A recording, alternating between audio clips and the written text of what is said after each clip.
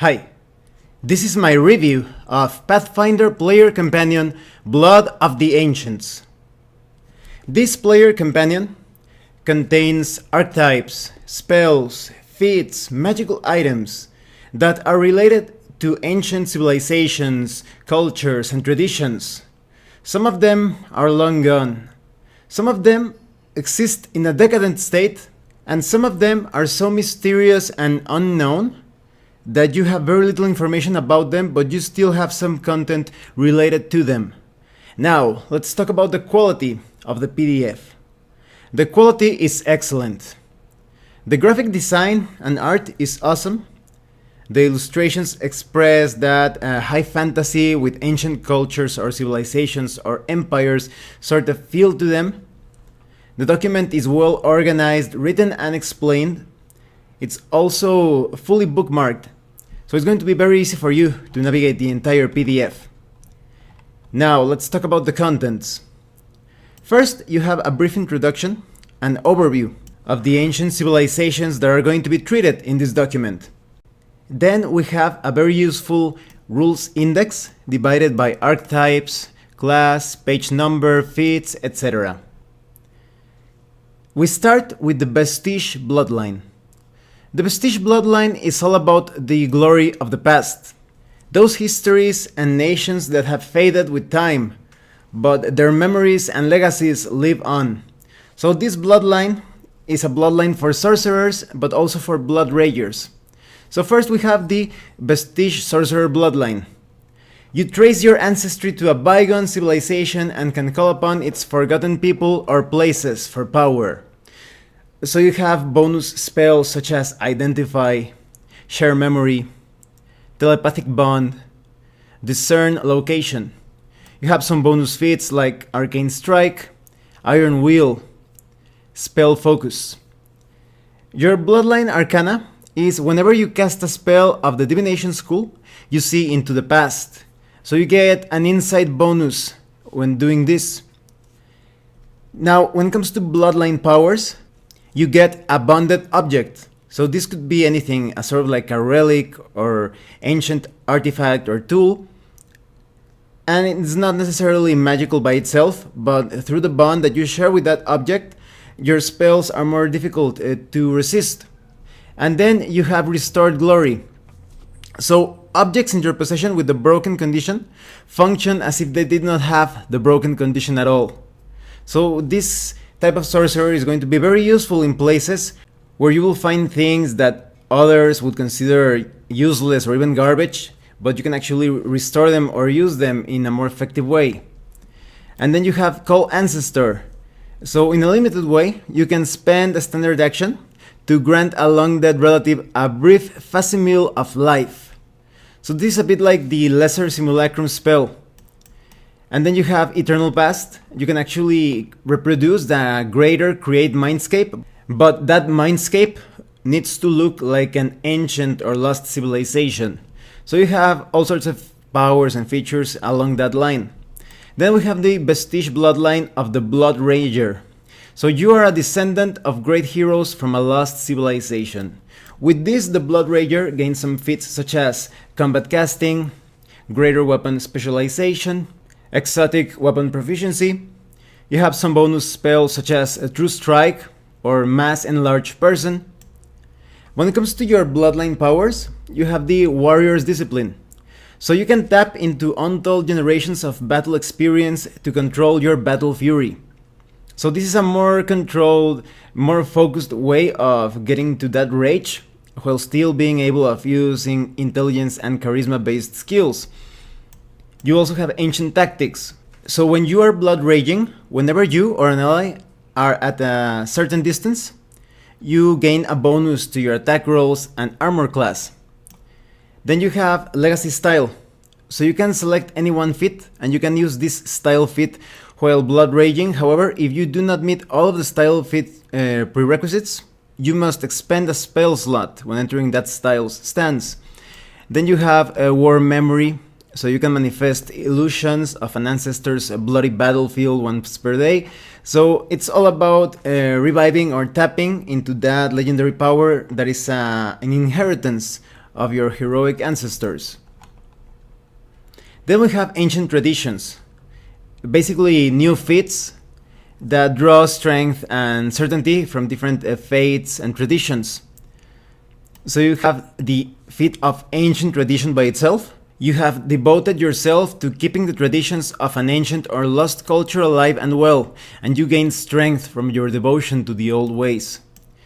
You also have lost cultures. So you have information on specific lost cultures, because for example, like ancient Osirion, founded by Asgard, a prophet of Nethys, who famously slew a spawn of Rovagog and founded his capital within its carapace. Osirion is a nation with a long and proud history. And you have information on the daily ritual, all of the positions, the ways that you have to thank each god of the ancient Osirian pantheon. And you have boons such as Elemental Body 4, Mage's Disjunction, and so forth. So you have different effects and daily rituals for the Azlant tradition, the Yistka Imperium, etc. Then we have information on the Avendego Gulf.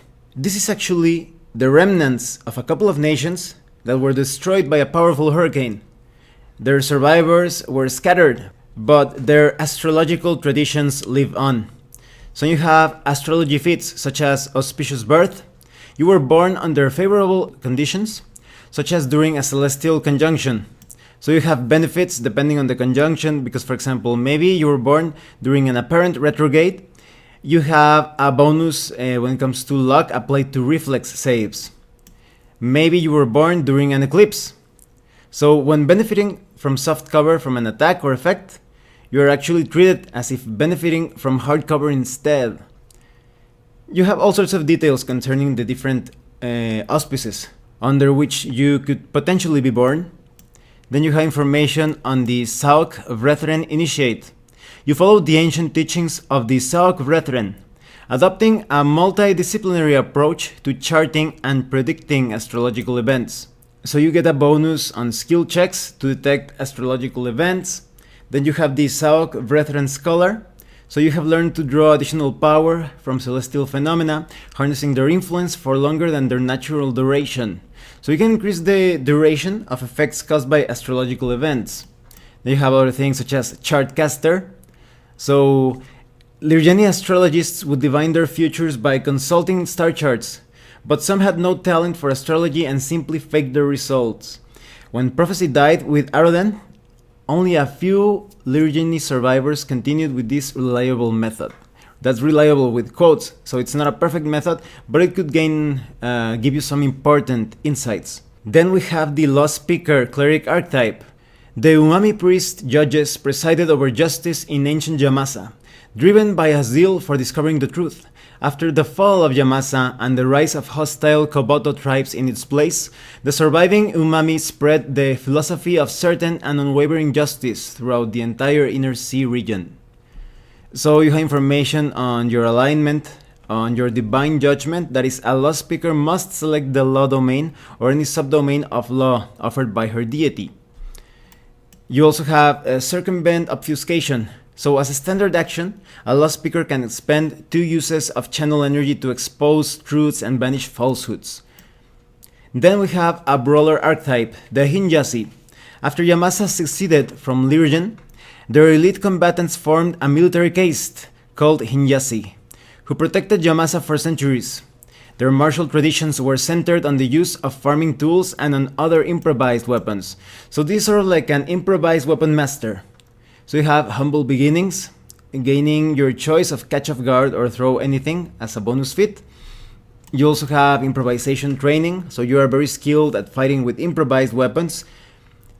You also have improvised maneuver, improvisation mastery. It's all about using those things that you find. This is going to be very useful if you do not want to damage, for example, a powerful magical item or even normal weapons against perhaps a foe with some corrosive effects that take action if that enemy gets struck by a weapon. You could use an improvised weapon instead, or maybe you could use some special thing like some sort of relic or furniture or artifact that is not normally used as a weapon, maybe it actually has some sort of magical properties or is made of some sort of material, the hint just is going to be very useful at employing that as a powerful weapon.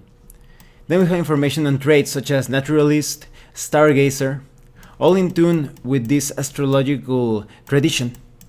Then we have information on Ancient Azlant. If you haven't seen my review of the Ruins of Azlant adventure path, I'm going to put all the links in the description below. I recommend that you check those out. So some of you may remember that Azlant was an empire built on the power and strange science and magic of the Ion Stones. So the archetypes that you get for this empire is the Ion Kineticist. This is a Kineticist archetype that focuses on unlocking the Ion Stone's cosmic secrets and seemingly limitless potential. So you basically can wield Ion Stones as if they were some sort of weapon and at the same time focus for your spells. You even have like an Ion Cloud. So this is a cloud of dull grey Ion Stones, and it becomes more powerful as you level up. You also have things such as, for example, basic Ion Kinesis. So an Ion Kineticist can manipulate Ion Stones with ease and channel their magical fields to create simple effects. But you also have things such as Ion Buffer. So you can store excess energy in your Ion Cloud. You also have Personal Resonance. You can harmonize your body with the energies of your Ion Stone Cloud to gain the resonant powers of 2 Ion Stones, and as you go up in level this will become more powerful. Then we have traits such as Clockwork Surgeon, the Fruits of Your Labor, Planar Wayfarer. You may remember that the Azlanti Empire has a very strong science fantasy feel to it. Then we have information on the Ancient Elves. Many of the elves that were scattered after the tragedy of the Earthfall are actually enthusiastic about teaching others about their traditions, their strange magics, and culture in many ways. So you have the wizard archetype of the Arcane Warden. This is like a wizard focused on protecting and helping others, because after ancient tragedies and cataclysms, specifically everything caused by the Earthfall, some elven wizards actually stayed behind to help people. So the Arcane Warden is a very interesting archetype, probably one of the most unique archetypes, because you rarely see a wizard focusing on protecting others and assisting. So an Arcane Warden values all schools of magic. You are basically a universalist, and you have skills such as climb, heal, survival, swim. You're also ready for anything. Instead of crafting magical items or learning ways to manipulate meta magic, Arcane Wardens prefer to spend their time providing safety and refuge for others. So you gain bonus feats related to anything associated with aiding others or providing some sort of shelter. You also have things such as restorative shelter. So while an Arcane Warden can find refuge in many naturally occurring hideaways, his preferred places of rest are magically created cottages, homes, and manors. So you're going to be very efficient at using spells such as Mage's Magnificent Mansion, Rope Trick, etc. You have new spells, specifically Mirani spells. These spells are specialized to be used during cataclysms, but they are also quite handy in other situations. So you have the Ashen Path. You grant the creature touched the ability to breathe with ease air that is contaminated with ash, spores, smoke, dust, or the like. You have other more subtle things such as Bright as Night. You grant low light vision to the affected creatures. Then we have information on the Gistka Imperium. This feels a bit related to the Azlanti Empire. They have used the Azlanti people as examples of trying to combine magic with technology, and all of the different archetypes are related to this. First you have the Antiquarian, which is an investigator archetype. You're basically a collector, an explorer, and a scholar, and you delve into ruined places in search of lost lore and artifacts. So you have relic magic. You basically, instead of using extracts and alchemical concoctions, you focus on using and tapping into the powers of different holy and unholy symbols, charms, and trinkets, And this actually makes you highly resistant to curse effects, because you have been handling all sorts of things from ancient civilizations that have different effects and strange vibrations. You have developed a natural resistance to this sort of malignant or cursed energies. Then we have the Justkan Artificer. This is a Magus archetype, and it's a very awesome archetype in my opinion. You have diminished spellcasting, but the cool thing is that you get a golem arm. This arm can work not only to specifically focus your Magus Arcana through it, you could sharpen your arm, you could use it as a shield, you could do some flurry attacks, you actually have improved unarmed strike. So this is a very cool Magus archetype, although I would recommend that you find some way to reinforce your defenses, because you're obviously going to be fighting up close and personal because of your golem arm to take advantage of it. Then you have the Justkan Magistrate. This is a War Priest archetype. Some War Priests study the ancient magic that the Justkan Magistrates use to bind elementals and make pacts with genies. By tapping into the elemental's primal magic, these War Priests gain powers that help them in combat. So you must focus on having a deity that grants air, earth, fire, or water blessings, and you get spontaneous summons. A Justkan Magistrate is extremely flexible in channeling his stored spell energy. So in addition to losing prepared spells to cast Cure or inflict spells, you can also lose a prepared spell in order to cast any summon monster spell of the same level or lower. You also have some bonus languages, and you can also channel element. So you gain elemental channel as a bonus feat, choosing an elemental subtype. You do not have the ability to harm undead or to heal undead if you are focused on negative energies, but instead you can channel a blast of pure elemental matter and energy to buffet your targets. Then we have the Polyhedra Adherent, the wizard archetype. This type of wizard is basically someone who wishes to emulate the explorations and discoveries of Arustun, a legendary personage of the Justkan Empire. You even have a journal to better emulate his feats and his life achievements. So you have this bonded book that is very difficult for other wizards to decipher, and you even gain some bonus spells at each level. You also have the Great Odyssey feature, and this is a very awesome feature. With this you become a master of traveling, of journeying into the unknown places. You can summon a mount, but you could also be a one-man crew of a boat or a ship. In some RPG sessions I've seen necromancers building a sort of like an undead crew, but in this case you are controlling an entire ship just using the power of your magic. It feels like a more abstract yet tangible way of controlling an entire ship. Then you have some Justkan magic items such as the Golem Gauntlet. This adamantine light mace has been molded to resemble the fist of a golem. This is very effective to be used against golems. So if you wanted to shatter those difficult to defeat enemies, this is the tool for you. Then we have the Tablet of Arustun, which is very useful to store spells. And then we have some Justkan spells, such as Skim. This spell allows you to read written material in a quarter of the time it would normally take to read it. Then you have other things such as Summon Ship. When you cast this spell, you must hold out a miniature model of the ship you intend to create. So you could create, if you wanted to, a long ship, or a warship, or even a galley. You also have some traits such as Justkan Scholar and Mechanical Aptitude. Then we have the Imperial Linguae. This has a very strong oriental feel to it. This is about a great empire that sadly fell down. It collapsed because of corruption. But those who continue the traditions of Linguae remember that corruption is a very dangerous thing, and they focus on this with their archetypes and feats. So we have the Iron-Bound Sword. This is a samurai archetype focused completely on peace, on taking the opponent without causing permanent harm. And this is a very interesting archetype because you have some really awesome attacks such as Merciful Combatant, Subduing Knockout, and Blade Reversal. And you're so extremely powerful when taking down opponents, however you never kill them. So this is a great archetype to capture some enemies and perhaps questioning them later or interrogating them. It depends who is with you in the party. Maybe you have like an inquisitor in the group. He could interrogate the people that you capture. But this archetype reminds me a lot of Rurouni Kenshin from that anime or manga, because of your techniques that you still refuse to kill while using them in a very efficient way. It reminds me a lot of that character.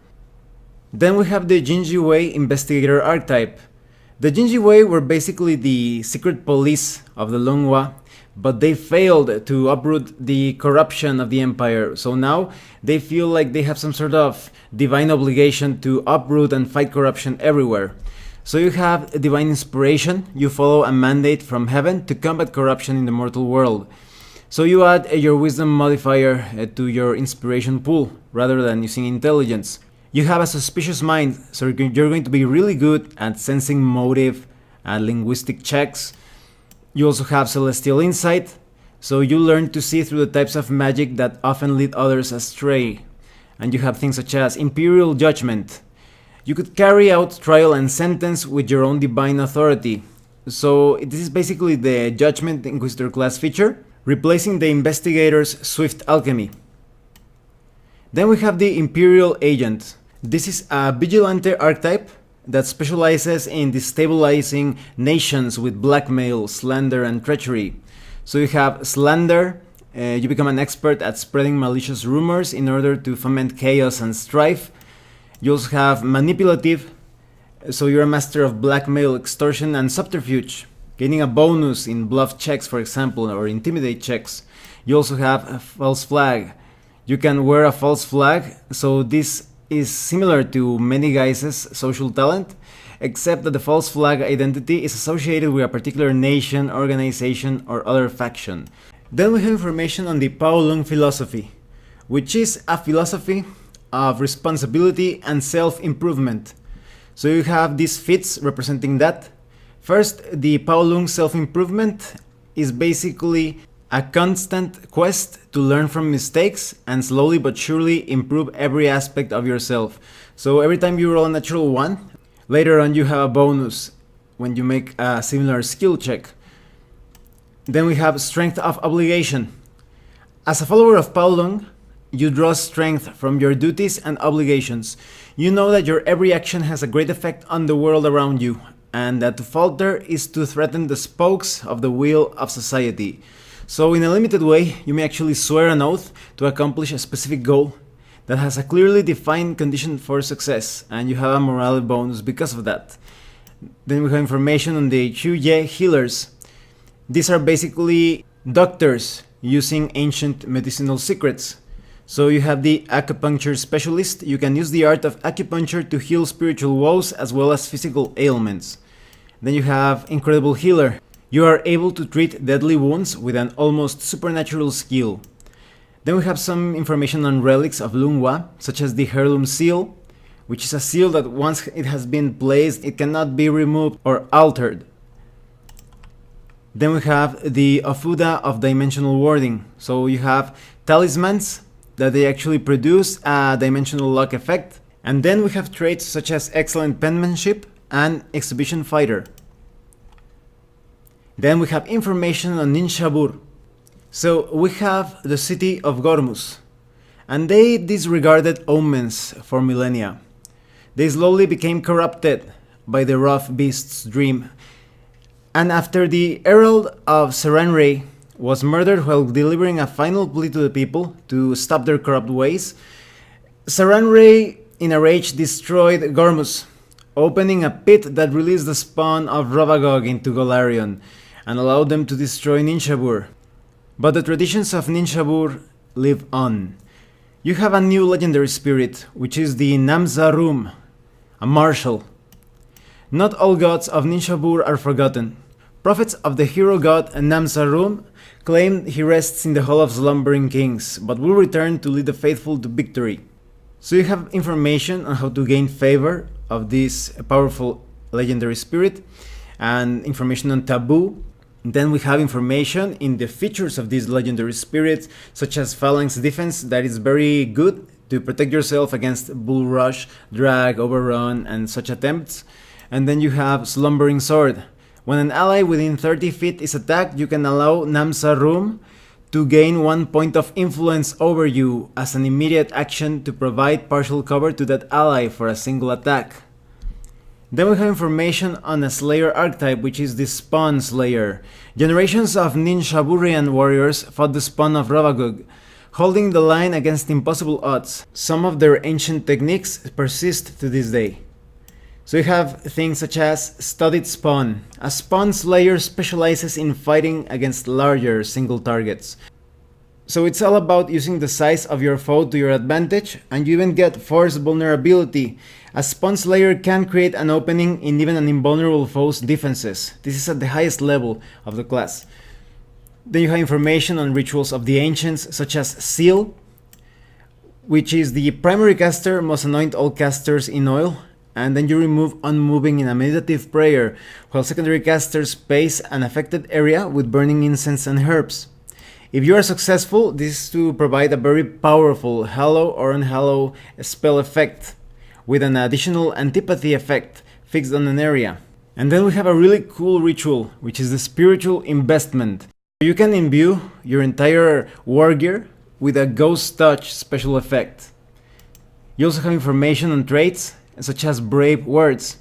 Then we have the Sheree, and I really like the Sheree because these are basically a group of tribes that became a powerful civilization and specializes in flight and attacking from above.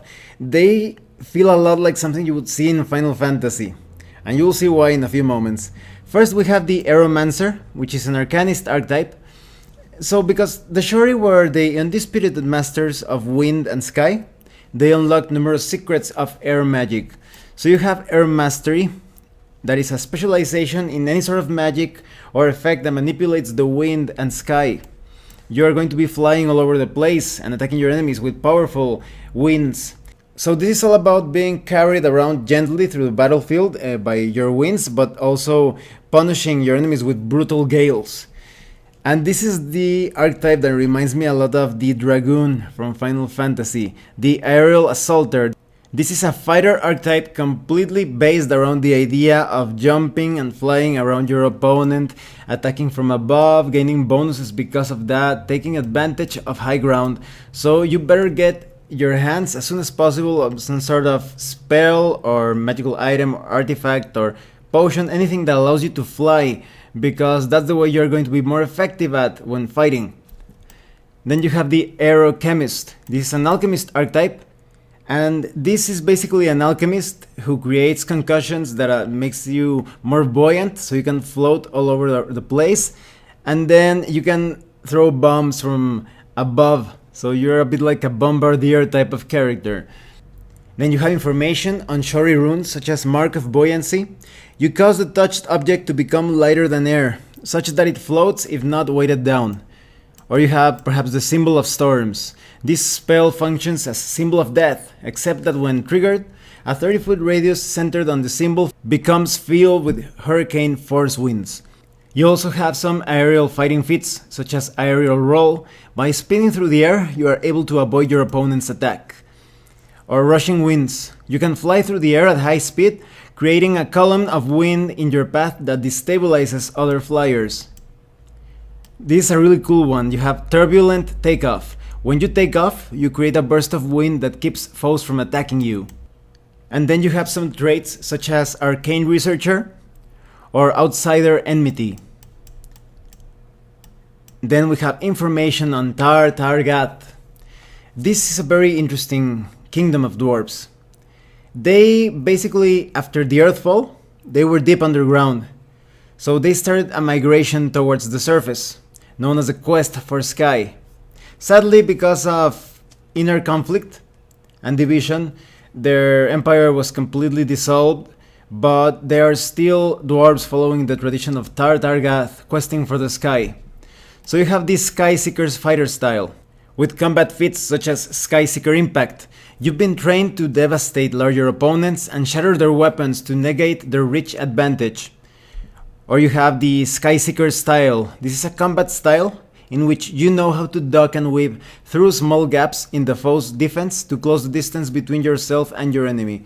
So as you can see, this basically allows you to create a character that specializes completely in either neutralizing the attacks of a larger foe, or getting up close and personal and negating that attack of opportunity when you approach larger opponents. You also have some other things like the Bard archetype, which is the Dwarven Scholar. This is a Dwarven Scholar that researches the line of kings of the old Dwarven empires and learns their ancient tactics. So you keep these ancient traditions alive by sharing them with your allies. You have things such as Studied Insight. You use your Wisdom modifier instead of your Charisma to determine all class features and effects relating to your Bard class. You also specialize in using any weapon with the word Dwarven in the name. You have Dwarven Training, giving you a bonus combat feat related to Dwarves' fighting style. And your Bardic performances are basically war chants that make you a lot more effective in combat. You have some interesting magic items such as the Chisel of Excavation that makes you supernaturally effective when trying to dig out something, or even gives you burrow speed. And you also have the figurine of the Dwarven Forge, which is basically a portable Dwarven Forge. Near the end of the book, you have information on other legacies. This is not too much because these ancient civilizations and cultures are quite unknown, quite unfathomable. You only have a few details that allow you to revive some of their traditions, like for example in ancient Osirion, you have different paladin codes of honor. You have the Osiris Paladin Code, which is basically about punishing those that try to defile the dead. And then you have the Wadjet's Paladin Code. It focuses on protecting explorers, traders, travelers. Then you have information on the Sarkoris and the Ancient Kelids. These are oral traditions that produce different effects. Because for example, Death of Heroes allows you to create some sort of supernatural panic or fear on your foes. And then you have the Song of Sarkoris. You recite inspirational lines from this epic poem commemorating the final stand of Storasta, keeping defiance alive even in the face of certain death. So when you complete this performance, your allies within a certain distance, they gain an attack of opportunity. Then you have some details on the Tecritanin League. It gives you an investigator archetype, the Tecritanin Arbiter. Because the League facilitated trade and settled disputes between a vast array of diverse cultures, this investigator archetype focuses on being diplomatic. So you have things such as expert mediator, the Tecritanin, gaining a bonus language. This is a language that allows you to understand many, if not all of the languages during your journeys. And then you have hidden meaning. So you have deep knowledge of language to provide you protection from effects that require communication, all sorts of magical effects that have to do with words. You're going to be very powerful at resisting such effects. And then you have fluent speaker. So you have bonus in disguise checks and diplomacy checks and such. So what do I think of the Pathfinder player companion, Blood of the Ancients? This is a really cool player companion. However, I think you will feel that some of the archetypes and perhaps some of the spells and items are quite specialized. So if you have a short party, perhaps only of 3 or 4 players, you may feel that they need to be specifically tied to a particular adventure site. So if you're going to be, that is you as a player, if you're going to be exploring certain places related to ancient cultures, you have to make sure that the members of your party are properly equipped for that. That is, some of the archetypes related to the ancient civilizations will be a bit more specialized if they try to delve into the mysteries of their particular tradition, civilization, and culture. But some things are really cool and are going to be useful in almost any occasion. You will see some archetypes and feats and spells that apply to almost any type of adventure. Just keep in mind that you will find some things that are intimately tied to the histories and the past of all of these civilizations. Some of them have ceased to exist for a long time, but some of them still exist, I was telling you, in some sort of decadent state. So keep that in mind at all times. I think there are some really awesome things here, especially anything related to the Azlanti Empire. Maybe it's because I already went through the entire adventure path of the Ruins of Azlant, but also the Sheree. I love that sort of like a Final Fantasy feel to them, that they feel like dragoons. And I also think that, for example, the Jistka Imperium, they are really awesome with their golem arms. So definitely some really cool stuff here. And I think that despite the specialization, if you talk with your game master as to the types of challenges that you will face in a particular campaign, you will find something here of use to create that character that has that flavor, the history of keeping the memories alive of any of those ancient cultures. And on the game master side of things, if you're going to introduce some enemies tied to any of these ancient empires and cities and traditions, you're going to have the perfect set of feats and archetypes to build a group of enemies or maybe a major antagonist that fully represents that particular tradition or civilization or culture in a very iconic way. Well, thanks for watching my review. If you have any comments or questions, please let me know. See you later.